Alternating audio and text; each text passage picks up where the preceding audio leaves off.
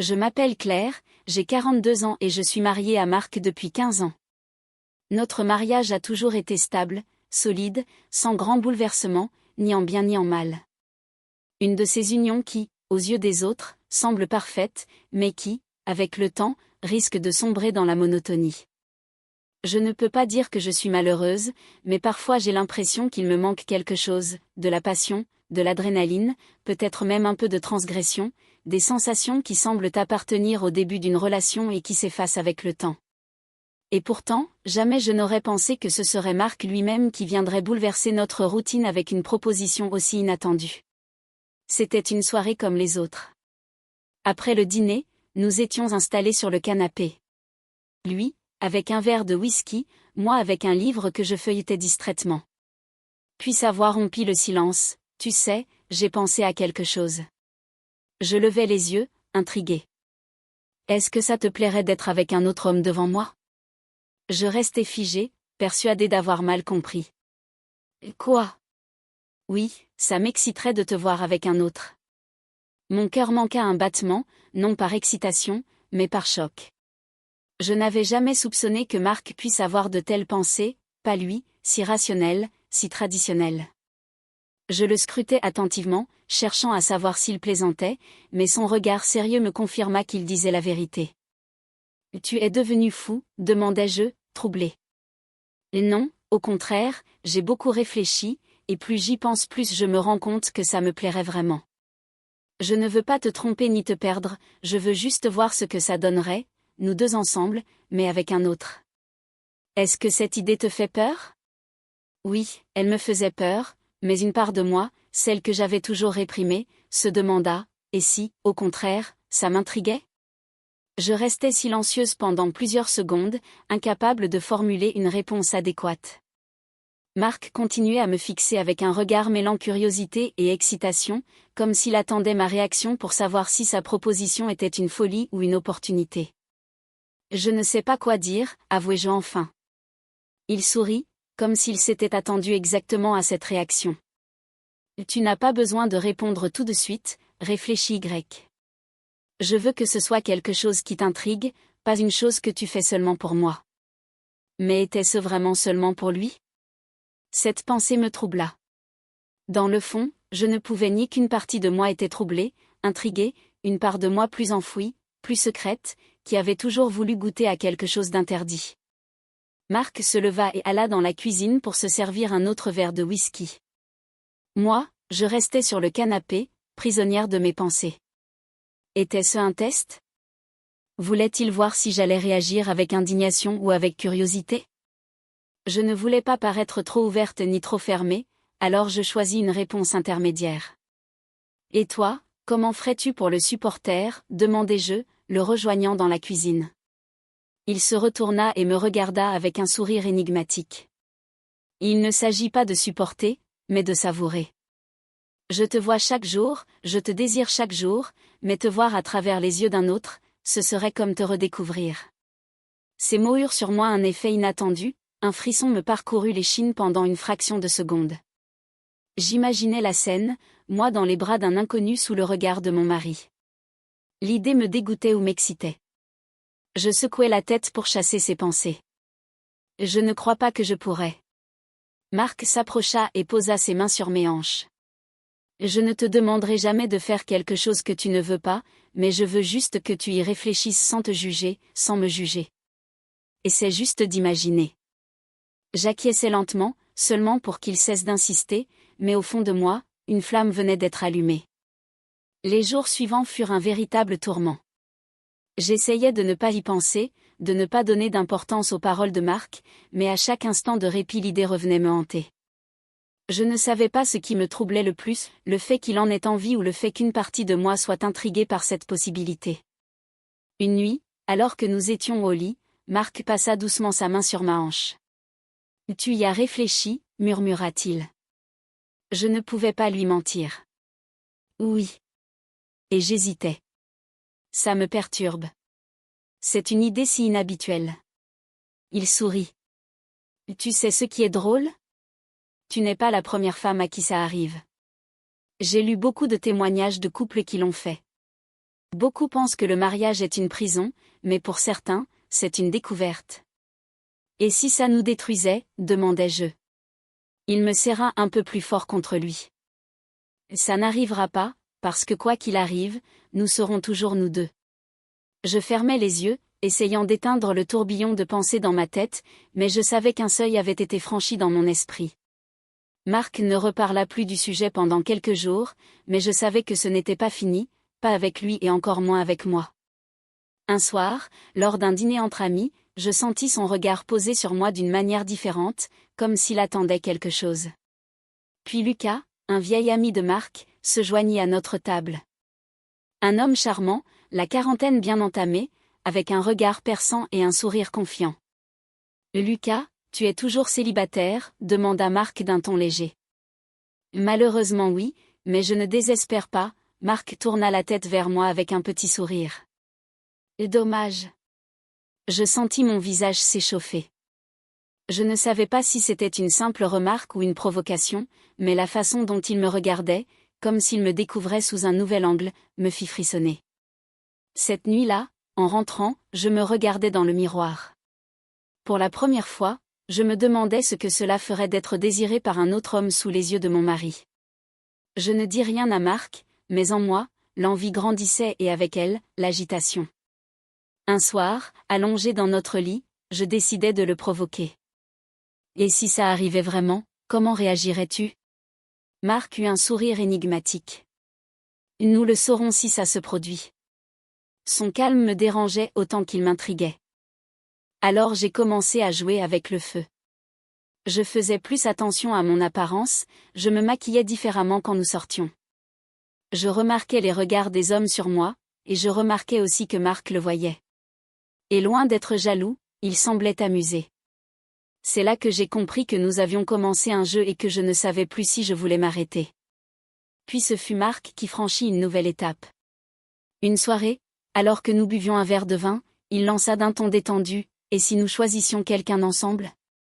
Je sentis mon cœur s'arrêter une fraction de seconde. « Quoi ?» Un homme qui te plaise, qui te fasse sentir désiré, mais une décision que nous prendrions ensemble, un jeu que nous contrôlerions à deux. L'idée me submergea. Il y avait quelque chose de terriblement excitant là-dedans, et pourtant cela me terrifiait encore. Je ne sais pas. Marc, c'est une frontière très mince. Il hocha la tête. Je comprends, mais si un jour tu te sens prête, on le fera ensemble. Je ne répondis pas, mais au fond de moi, je savais que ce moment approchait. La vraie bascule arriva d'une manière inattendue. J'étais dans un café avec des amis quand je l'ai vu, un homme séduisant dans la quarantaine, avec une assurance naturelle et un sourire captivant. Il m'a regardé, et pour la première fois, j'ai décidé de ne pas détourner le regard. Je ne lui ai pas parlé, je n'ai rien fait, mais quand je suis rentrée chez moi, j'ai raconté l'histoire à Marc. Je l'ai vu, un homme que j'aurais pu choisir. Marc ne parut pas surpris. « Et comment ça t'a fait sentir ?» « Vivante. » Il hocha lentement la tête. « Alors, peut-être que nous sommes prêts. » La semaine suivante fut une montée progressive de tension. Marc et moi savions que nous approchions du moment décisif. Il commença à me provoquer ouvertement, il me parlait des hommes qui auraient pu me désirer, il me demandait si quelqu'un m'avait déjà fait sentir aussi désiré. Chaque mot allumait un feu en moi. Finalement, j'ai cédé. « D'accord, faisons-le. » Marc ne parut pas étonné, il semblait avoir attendu ce moment. « Tu es sûr ?» J'acquiesçai, mais je veux dire que c'est moi qui choisis. Il sourit. Comme il se doit, j'avais dit oui. Il n'y avait plus de retour en arrière possible. Il me fallut quelques jours pour vraiment oser, puis un soir, ça s'est imposé à moi. J'étais à la salle de sport quand j'ai croisé Mathieu, grand, avec des yeux profonds et une assurance naturelle. Nous avons échangé quelques mots, un sourire, ce fut suffisant. Ce soir-là, en rentrant, je l'ai dit à Marc. J'ai trouvé la bonne personne. Il m'observa longuement, son regard chargé d'excitation et de satisfaction. Parfait, alors ce sera lui. Je savais qu'il n'y avait plus de retour possible. Le moment était venu. Le jour de la rencontre arriva plus vite que je ne l'aurais cru. Tout avait été soigneusement préparé. Marc et moi avions discuté de chaque détail, presque comme un plan méticuleux, aucune place pour l'improvisation, aucun doute apparent. Mais à l'intérieur de moi, c'était le chaos. Je passais un long moment devant le miroir avant de partir. J'avais choisi une robe noire élégante, mais pas trop provocante, mon maquillage était discret, mes cheveux détachés. Je voulais être belle, mais sans paraître en quête de quelque chose. Marc entra dans la chambre et m'observa en silence pendant quelques secondes. Puis il s'approcha, posa ses mains sur mes épaules et me regarda à travers le miroir. « Tu es magnifique, dit-il. » Je me retournai vers lui. « Es-tu sûr que c'est ce que tu veux ?» Il me caressa doucement la joue. « C'est toi qui dois être sûre, Claire. » Je n'étais pas sûre, pas entièrement, mais j'étais allée trop loin pour reculer maintenant. Le lieu choisi était un hôtel discret, chic mais sans ostentation, un endroit conçu pour ceux qui cherchaient à se cacher sans donner l'impression de le faire. Quand j'entrai dans le hall, Mathieu était déjà là. Il était assis dans un coin, un verre de whisky à la main, l'air parfaitement à l'aise. Lorsqu'il croisa mon regard, il sourit et se leva. Claire, sa voix était grave, posée, enveloppante. Nous échangeâmes une bise sur la joue, ce fut un contact fugace, mais je sentis immédiatement mon corps réagir. Et puis il y avait Marc. Il était là, à quelques pas, spectateur silencieux d'une scène qu'il avait lui-même provoquée. Son regard était impassible, mais je savais qu'il analysait chaque détail, chaque frisson sur ma peau. Nous nous installâmes à une table dans un coin de la salle. Un serveur vint prendre notre commande, mais je n'avais pas faim, seulement de la DRA. « Alors, vous êtes sûr de vouloir cela ?» demanda Mathieu en nous regardant tous les deux. Je tournai la tête vers Marc, cherchant une réponse dans ses yeux, mais il resta impassible, se contentant de siroter son verre. « Nous sommes là, non ?» C'était sa manière de me dire que tout dépendait de moi. J'inspirais profondément. Monter dans l'ascenseur était écrasant. J'étais au centre, Marc à ma droite, Mathieu à ma gauche. Je pouvais sentir la chaleur de leur corps, la tension palpable dans l'air. Lorsque les portes s'ouvrirent à notre étage, Marc fit un pas en arrière. « Je vais au bar boire quelque chose, je veux que tout se passe naturellement. » Son ton était calme, comme s'il ne me laissait pas entre les bras d'un autre homme dans une chambre d'hôtel. Mathieu prit ma main et me guida à travers le couloir. Son contact était ferme, sûr de lui. Mon souffle s'accélérait à chaque pas. Quand nous entrâmes dans la chambre, je me sentis presque étourdie, les lumières tamisées, l'odeur boisée et cuirée de la pièce, la grande fenêtre donnant sur la ville illuminée, tout semblait irréel. Mathieu se rapprocha lentement. « Si tu veux arrêter, dis-le-moi tout de suite. » Ces mots étaient ma dernière porte de sortie, mais je ne les saisis pas. Je ne savais plus si c'était bien ou mal. Je savais juste que dans cet instant précis, je me sentais vivante comme jamais auparavant. Et dans un dernier souffle, je franchis la frontière. Quand je rentrai chez moi cette nuit-là, le silence de l'appartement semblait plus lourd que jamais. Marc était déjà là, assis sur le canapé, un verre de vin à la main. Il me regarda sans rien dire pendant quelques secondes, puis il posa lentement son verre sur la table basse. « Alors, comment c'était ?» demanda-t-il d'un ton calme, presque détaché. Je ne savais pas quoi répondre. J'étais encore troublée, mon corps marqué par ce qui venait de se passer. Je m'assis à côté de lui, incapable de soutenir son regard. Finalement, je choisis la vérité. C'était différent de ce que j'imaginais. Il hocha la tête lentement. Et différent comment ? Je pris une inspiration. Ce n'était pas seulement physique, il y avait quelque chose de plus. C'est ça qui me dérangeait. Ce n'était pas juste une expérience, pas juste un jeu. Il y avait eu un moment, un instant où j'avais oublié tout le reste, où j'avais oublié Marc, et ça je ne savais pas comment le lui dire. Marc resta silencieux quelques instants, puis il murmura, « Je m'en doutais. » Les jours suivants, quelque chose changea entre nous. À l'extérieur, nous étions toujours le même couple, nous prenions le petit déjeuner ensemble, nous parlions de tout et de rien, mais il y avait une distance, une ombre qui planait au-dessus de nous. Un soir, alors que nous regardions un film, Marc éteignit la télévision et se tourna vers moi. « Est-ce qu'il te manque ?» Je le fixais, déstabilisé. De quoi tu parles? Mathieu? Ce que tu as ressenti avec lui. Je ne répondis pas tout de suite, parce que, au fond de moi, la réponse était plus compliquée que je ne voulais l'admettre. Je ne sais pas, il hocha la tête, comme s'il s'attendait à cette réponse. Et si tu voulais recommencer? L'idée me frappa comme une gifle. Tu pourrais l'accepter? Marc me regarda intensément. Je pensais que je pourrais, mais maintenant je n'en suis plus sûre.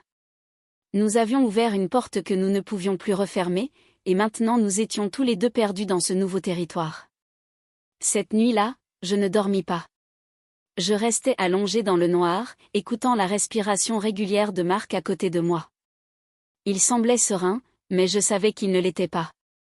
Ce jeu, cette expérience, nous avait changés. Finalement, incapable de rester allongé, je me levai et allai dans la cuisine. Je me versai un verre d'eau, essayant de mettre mes idées en ordre. Et c'est là que je compris. Cela n'avait pas été qu'un caprice, pas une expérience. J'avais changé. Je ne voulais pas d'un autre homme. Je ne voulais pas devenir une femme qui cherchait des frissons ailleurs. Mais je ne pouvais pas non plus redevenir la Claire d'avant. Il fallait choisir.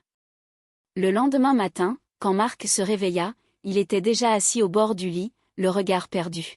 « On a fait une erreur ?» demanda-t-il sans se tourner vers moi. Je m'assis à côté de lui. Je ne sais pas, mais on ne peut pas faire comme si rien ne s'était passé. Il se tourna enfin vers moi, son regard rempli d'incertitude. Alors, qu'est-ce qu'on fait? Je pris une profonde inspiration. On recommence, mais cette fois, vraiment. Tu veux dire sans tout ça? J'assis ESS. Je veux dire qu'on ne peut pas bâtir notre mariage sur des expériences. S'il nous manque quelque chose, on doit le trouver ensemble, pas ailleurs. Marc resta silencieux un long moment, puis il prit ma main. Je t'aime, Claire, et je ne veux pas te perdre. Un nœud se forma dans ma gorge. Moi non plus. Nous nous serrâmes dans les bras l'un de l'autre, et à cet instant, je compris que, malgré tout ce que nous avions vécu, malgré les frontières franchies, il y avait encore un espoir. Ce ne fut pas facile. Dans les mois qui suivirent, nous dûmes reconstruire notre relation, notre confiance, pas parce que nous nous étions trompés, mais parce que nous avions mis à l'épreuve quelque chose de fragile et précieux. Marc ne me demanda plus jamais de revivre cette expérience, et je ne le voulus plus, pas parce que c'était mal, mais parce que j'avais compris que le vrai frisson, la vraie passion ne venait pas d'une expérience extérieure, elle venait de nous. Et ainsi, après tout, nous trouvâmes un moyen de nous redécouvrir, non pas à travers les yeux d'un autre, mais à travers les nôtres. Le récit est terminé, mais si vous souhaitez écouter d'autres histoires de secrets et de mensonges, cliquez sur l'une des vidéos que vous voyez à l'écran et n'oubliez pas de vous abonner à la chaîne pour de nouvelles histoires chaque jour.